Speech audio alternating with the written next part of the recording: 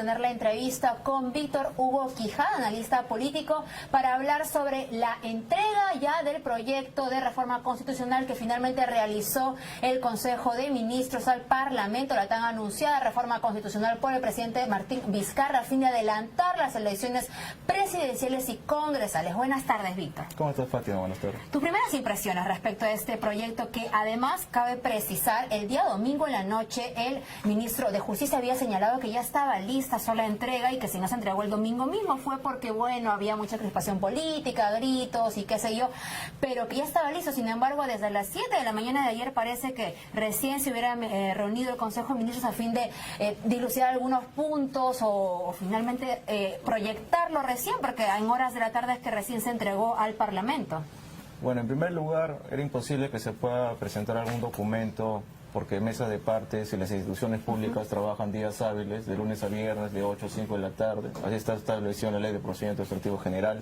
Por lo tanto, lo que el presidente hizo fue solo un anuncio, ¿no? Ahora, pero él estaba todo el tiempo así, señalando que acá tenía el documento, y justo hoy día Víctor Andrés García Belaúnde ha dicho que parece que fue un acto demagógico y que el papel estaba en blanco, que aparentemente recién lo habrían proyectado ayer o en estos días que hemos estado en feriado. No, yo no lo veo así, porque no había forma cómo se presente el documento, porque las instituciones trabajan días hábiles y lunes y martes fue feriado, ¿no? ¿Pero crees que ya estaba listo? Sí, porque si uno lee la exposición de motivos, ese análisis y ese razonamiento que se tiene y esas comparaciones con otros proyectos de ley anteriores no se puede hacer en 2 días, ¿no? Y la otra crítica es que cómo podría haber hecho esta propuesta cuando recién el jueves, a eso de las 10 de la noche, se había realizado recién la votación sobre el tema de inmunidad, que es, digamos, uno de los motivos trascendentales para hacer esta propuesta legislativa. O sea, ya desde días antes ya habían proyectado cuál iba a ser el final de la votación. No lo creo, porque hay que recordar que fueron 6 proyectos presentados y del cual uno se dudaba si es que se habría desnaturalizado o no. En mi opinión, en otro medio dije que no se habría desnaturalizado porque la esencia de ese proyecto, que es el de inmunidad, el que ha traído a colación todo este problema, era de que la inmunidad se traslade a un tercero. En este caso no la Corte Suprema, porque el razonamiento del Parlamento fue de que como el Poder Judicial está tan deslegitimado, con tantos problemas de corrupción... Aparte serían juez y parte, claro, ¿verdad? Claro, o sea, la idea del Ejecutivo era esa, ¿no? Que el Congreso no sea juez y parte. Entonces lo que hizo el Congreso fue darle un plazo perentorio y si en caso no resuelve el Congreso iba a verlo el Tribunal Constitucional, que históricamente es el órgano que interpreta la Constitución y que tiene más garantías, ¿no? Sí, y también algunos parlamentarios precisaron que esta modificación para que sea el tribunal era porque también, no solo ellos, sino que el Poder Judicial, hacer quienes piden el levantamiento de inmunidad, serían de alguna forma juez y parte. Pero entonces, ¿cuándo habrían comenzado a proyectar la idea de hacer esta reforma constitucional si recién el jueves 25, me parece, el jueves 25 se había hecho la votación? Bueno, yo pienso que desde el momento que presentaron los 6 proyectos, ya en los escenarios que seguramente tanto los asesores como el presidente del Consejo de Ministros, como el presidente, ya queda esa opción, ¿no? Así como ahora estamos hablando de cuáles son los escenarios que se podría dar respecto a esta última proyecto de ley de adelanto de elecciones. En ese entonces seguramente también se habrá contemplado, ¿no? Entonces, entre ellas, una era la consideración de en caso no se hubiera aprobado la inmunidad como fue. Pero tendría que haberse aprobado en Consejo de Ministros este pliego de propuestas o esas alternativas para que justamente no se esté especulando que haya una infracción constitucional, como es la que parece que pudo haber visto. Al discurso, exacto, claro. Y a la propuesta. Es lo que justamente está haciendo el sustento para que otros parlamentarios ahora soliciten las actas, los audios de esta reunión. Y bueno, ya las actas se han mostrado hace un momento y aparentemente sí hubo una coordinación, sí se cumplió con esta Queda la duda. Ahora, lo que ¿Se habrá firmado último momento? Bueno, al momento nadie lo ha precisado, pero aparentemente son legales. Y hay que recordar que las infracciones constitucionales son de fondo. No se pueden plantear infracciones constitucionales respecto a la forma. Es decir, si alguien firmó o no firmó, eso no es una infracción constitucional. Pero no se sabe si se discutió, ¿no? Justo también Víctor Andrés García Belaúnde es lo que mencionaba. El tema es la discusión, ¿no? Pero en las actas que yo he podido revisar hasta hace un par de horas, sí está discutido. Sí, claro. Si te lo preciso justamente porque hace unos momentos escuchábamos, cuando salieron de la reunión que tuvieron con Salvador del Solar, que Víctor Andrés García Belaúnde mencionaba que se había excedido el presidente y que aparentemente esto habría sido firmado de momento para poder salvar la situación de que no hayan incurrido en una infracción constitucional. Pero ya pasando a otro lado, y solo para terminar el asunto de si fue o no discutido, ¿cuál es la lectura que se da cuando la vicepresidenta, que podría ser quien le suceda en el cargo a Martín Vizcarra, no tenía conocimiento de nada de esta propuesta? Es más, a ella se le ve muy feliz en medio de los debates, saludándose y felicitándose con otros parlamentarios, y podría haber quedado incluso en una posición bastante burlada, ¿no? Porque ella, dada su investidura y siendo parte del Ejecutivo, que no haya conocido pero nada de esta propuesta. Bueno, en verdad no hay ningún tipo de infracción, ningún tipo de ilegalidad. Una cuestión de forma, quizá. Porque hay que recordar que los que hacen y los que aprueban el discurso presidencial es el Consejo de Ministros, y los vicepresidentes no forman parte del Consejo de Ministros. El Consejo de Ministros lo conforman sus ministros, el presidente del Consejo de Ministros y el presidente. Por lo tanto, ella no tenía por qué tener conocimiento de lo que ha ocurrido, ¿no? Claro, queda una cuestión de forma porque ella aquí sucede en el cargo. Ahora, Acción Popular, que se ha reunido con Salvador del Solar en horas de la mañana, han señalado que se propone una mesa de diálogo. No descartan, digamos, la aprobación de estas propuestas, pero una mesa de diálogo con la finalidad de que se pueda llevar a un puerto, digamos, en el que pueda ganar el Perú, ¿no? ¿Qué opinas de esto? ¿Es viable a estas alturas del partido? No, a esta altura no es viable, en mi opinión, porque ya son 3 años y el presidente en la mañana se ha pronunciado en el sentido de que ya se agotaron los medios necesarios y ya anunció, tal como lo anunció el día de su discurso, presentó esta iniciativa de adelanto de elecciones, ¿no? Hay un punto que no se está tomando muy en cuenta, me parece. Cuando Martín Vizcarra señala que está generando esta reforma, bueno, proponiendo esta reforma constitucional, habla que hubieron dos puntos que a él lo han puesto en esa situación. El blindaje a Chávarri y la reforma de inmunidad, que según sus términos ha sido desnaturalizada o no se respetó su esencia. El que el presidente de la República utilice ese sustento para generar un adelanto de elecciones o una propuesta de adelanto de elecciones no estaría dando recursos a Pedro Chávarri, que eventualmente en un futuro cercano, lejano, él pueda declararse perseguido político, como en algún momento lo utilizó Inostroza cuando se fue a España y pidió asilo. Realmente aquí sí se podría tomar como que a Pedro Chávarri se les podría estar imputando algún tipo de persecución, porque no queda claro su situación legal, ¿no? Lo que no queda claro es si es que realmente cometió o no cometió.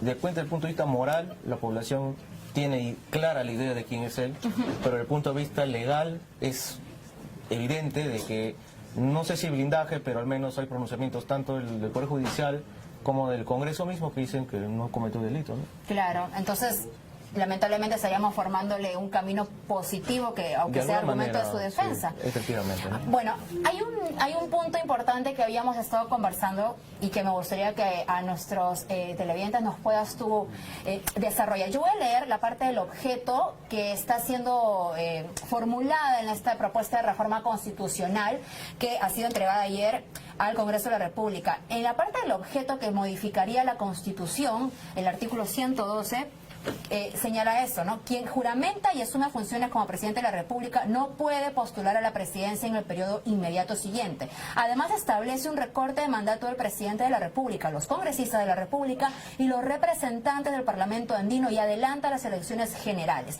Esto sería, digamos, la base de la propuesta de referéndum, ¿no? Lo que generalmente tendría que la OMP pues decidir cómo lo pregunta, cómo hace que la gente pues vía referéndum decida que va o que no va. Hay algo escondido ahí que parece que nadie se había dado cuenta y tú nos vas a explicar ahora. Sí, claro. Bueno, en primer lugar que quisiera, para terminar la anterior parte que tú decías, que era sobre por qué estamos en esta situación, ¿no?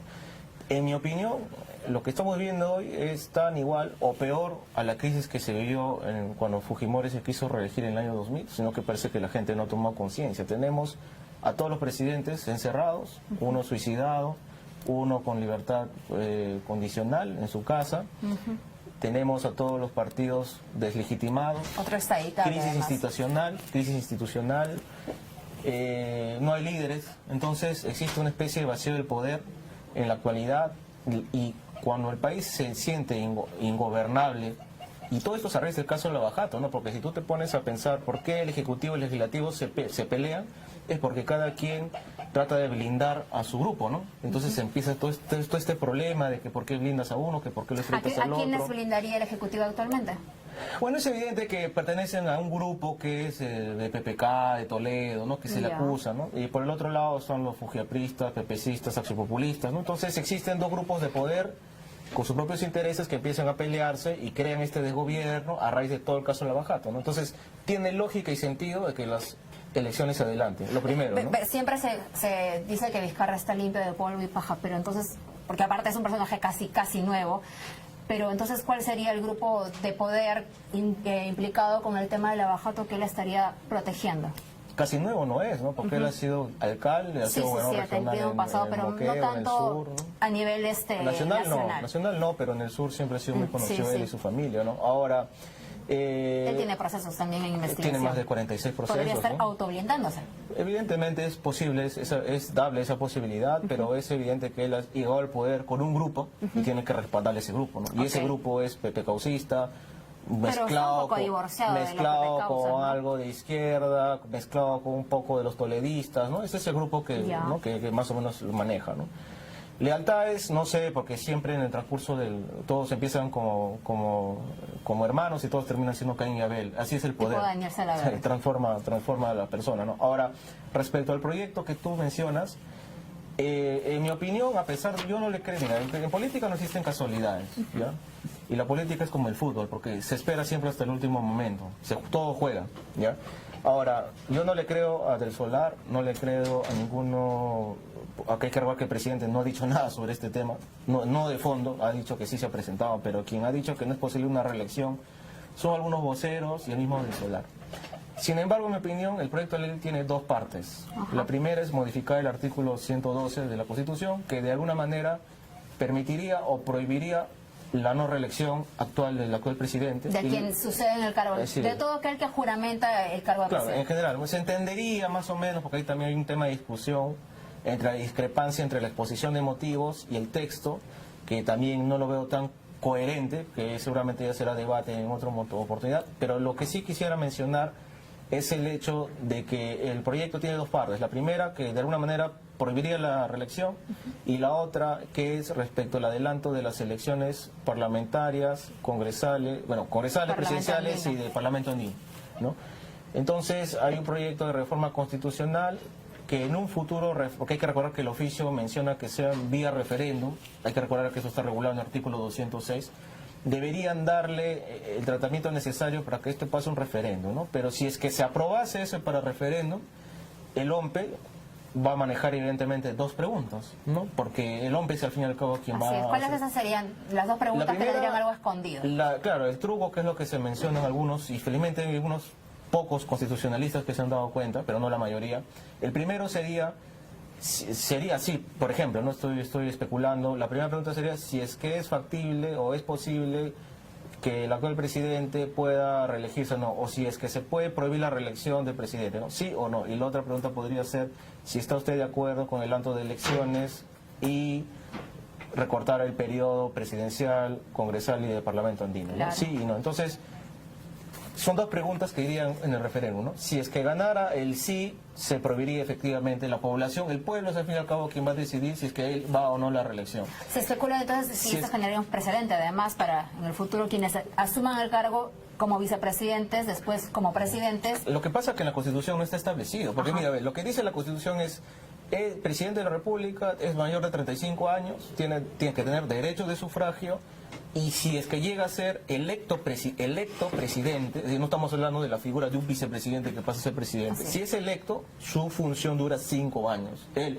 no ha sido electo presidente y él no completaría un periodo de 5, sino que sería su segundo año, por lo tanto no se aplicaría, al menos no directamente, en mi opinión, o sea, sí estaría permitida una reelección. Es por eso, como está permitido, Sí. o queda la duda, es por eso que en el proyecto de ley se está tipificando. Especificando. Claro. El problema está que como si esto se va a someter a referéndum, en el hipotético caso que se mande a referéndum, el pueblo va a decidir si es que él va a reelegirse o no va a reelegirse, ¿no? Eso queda entonces a interpretación Así y a es. esperar cómo realmente se van a establecer estas preguntas, pero igual estamos yendo a un futuro que aún no conocemos realmente porque no sabemos finalmente qué es lo que va a decir el Parlamento, si va a archivar esta propuesta, si la va a mantener en comisión, la va a desarrollar, la va a votar a favor para que se vaya a referéndum. Todavía la discusión falta, me habría gustado contigo también desarrollar otros temas, realmente hay mucho de qué hablar.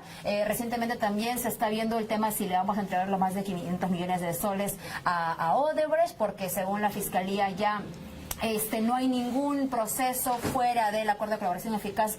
Con eso, por favor, cerremos. ¿Se viene la entrega de dinero? ¿Se vendría o no? Para terminar ya con tus palabras finales. Para terminar, lo que mencionábamos, si en caso, ese es el escenario que se apruebe, ¿no? Y hablamos de dos preguntas, en mi opinión, serían dos preguntas, para mí está cantado. Y lo segundo es, si es que no se aprueba o le tratan de dar otra figura de estas dos legislaturas, salvo que sea una legislatura cortada, como fue en el año 2000, que se hizo para poder convocar nuevas elecciones, pero si es de uno para otro, con tal de dilatar la situación, yo no me cabe la menor duda que el presidente va a aplicar lo que está establecido en artículos 133 y 134, que es básicamente plantear la confianza. Si se aprueba bien, se va a elecciones; si es que no se aprueba, va a disolver el Congreso, ¿no? Y se convocará elecciones complementarias parlamentarias. En mi opinión, viera por donde se viera el asunto, el Congreso está en jaque. Ahora, respecto a lo segundo que tú mencionas, si es que se va o no se va a pagar, ahí el ministro de Justicia ya indicó de que en verdad está en manos esto de la Fiscalía, que es quien va a tener que emitir el informe. Ya dijo en su informe, recientemente ha salido de que no hay ningún proceso fuera del acuerdo de colaboración eficaz, y que por tanto se tendrá que evaluar. Tienen que evaluarlo, ¿no? Tiene que haber un informe definitivo. Si yo fuera el fiscal, no tendría por qué devolverle, porque más allá del aspecto legal, no se debe de perder de fondo el asunto social, que es un tema muy delicado, que implica, que le ha implicado al Perú muchos problemas que los que estamos viviendo, y de alguna manera puede verse de manera injusta, la población lo puede ver así, ¿no? De que devolverle dinero a alguien que nos robó no tendría lógica. De acuerdo. ¿No? Víctor Hugo Quijada, gracias por estar con Muchas nosotros. Gracias, esperamos pronto tu visita nuevamente para seguir desarrollando temas de coyuntura nacional. Esto fue Digital TV Mundo. Nos vemos.